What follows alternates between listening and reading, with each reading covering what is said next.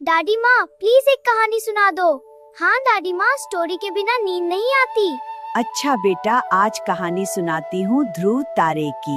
प्राचीन समय में उतानपाद नाम का एक राजा था जिसकी दो पत्नियां थीं। एक का नाम सुनीति और दूसरी का नाम सुरुचि था। बालक ध्रुव सुनीति का संतान था और सुरुचि के पुत्र नाम उत्तम था। सुरुचि चाहती थी कि उसका पुत्र उत्तम ही उत्तराधिकारी बने। इस कारण सुरुचि ध्रुव और सुनीति दोनों से ईर्ष्या करती थी। एक दिन ध्रुव अपने पिता की गोद में बैठने दौड़ा, लेकिन सुरुचि ने उसे कठोर शब्दों से रोक दिया। तुम इसके योग्य नहीं हो। बालक का हृदय टूट गया।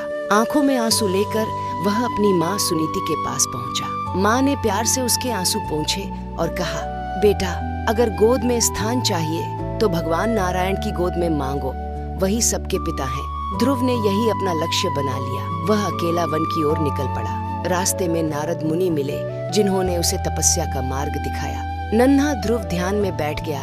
दिन बीते, रात बीती, पर उसका संकल्प नहीं डगमगाया। उसकी भक्ति से प्रकृति भी जाग उठी। वन चमकने लगा, हवा थम गई। उसकी तपस्या की गूंज जब चारों दिशाओं में फैलने लगी तो आकाश और धरती तक उसकी शक्ति का अनुभव होने लगा। सप्तर्षि भी उस दिव्य ऊर्जा को महसूस किए बिना न रह सके। वे ध्रुव के पास आए और उसके अद्भुत संकल्प से इतने प्रभावित हुए कि उन्होंने भी उसके साथ बैठकर तपस्या प्रारंभ कर दी। एक नन्हा बालक और उसके चारों ओर ब्रह्मांड के महान ऋषि, अंततः स्वयं भगवान विष्णु प्रकट हुए, स्वर्णिम प्रकाश में लिपटे हुए।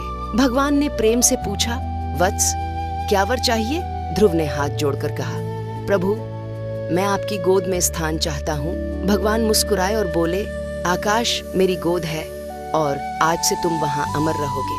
उसी क्षण ध्रुव तारा जन्मा, एक ऐसा तारा जो कभी नहीं हिलता, जो आज भी हमें दिशा दिखाता है। और ध्रुव हमें सिखाता है, यदि विश्वास अटल हो तो एक साधारण बालक भी अमर बन सकता है। वाह दादी, बहुत सुंदर कहानी थी।